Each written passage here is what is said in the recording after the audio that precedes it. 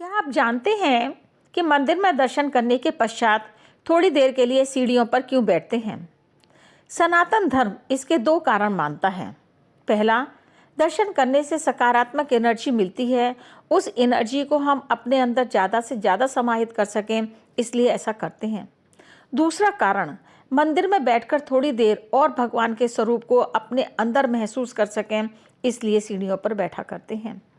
मंदिर में बैठकर मन में यह श्लोक बोलना चाहिए, अनायासेन मरणम बिना दैन्येन जीवनम देहांत तप सानिध्यम देहि में परमेश्वरम।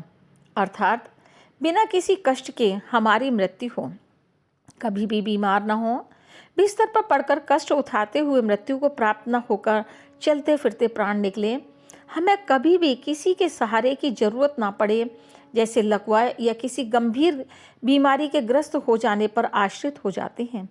भगवान की कृपा से बिना भीख मांगे ही जीवन गुजर बसर कर सकें। जब भी इस देह से प्राण निकले, भगवान सम्मुख खड़े हों। जैसे भीष्म पितामह के जब प्राण निकल रहे थे, तब स्वयं कृष्ण भगवान उनके सम्मुख खड़े हो गए थे।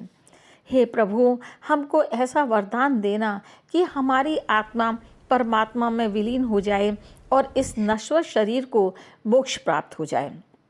हे ईश्वर, अपनी शरण में लेकर हमारा परलोक सुधारें, हमारा उद्धार करें। दर्शन करने के बाद इस प्रकार की प्रार्थना करनी चाहिए। इसके साथ एक और महत्वपूर्ण बात यह है कि भक्तजन अधिकांशतः भगवान के दर्शन करते समय आंखें बंद कर लेते हैं। आंखें बंद नहीं करनी चाहिए, बल्कि आंखें खोलकर भगवान के रूप का, उनके श्रृंगार का, उनकी मनोहर छवि को आंखों और मन में बसाना चाहिए। जैसे हम जब किसी सुंदर बालक को या किसी सुंदर चीज़ को देखते हैं, तब आंखें बंद नहीं करते, बल्कि अपनी आंखों को और अच्छे से खोल करके बड़े प्यार से उसको निहारते हैं, लाड़ करते हैं, प्यार करते हैं। दर्शन करने के पश्चात जब थोड़ी देर के लिए बैठते हैं, तब आंखें बंद कर लें। जो दर्शन हमने किए थे, उस स्वरूप की छवि को अपने मन में ध्यान करें, अपने मन में उतारें।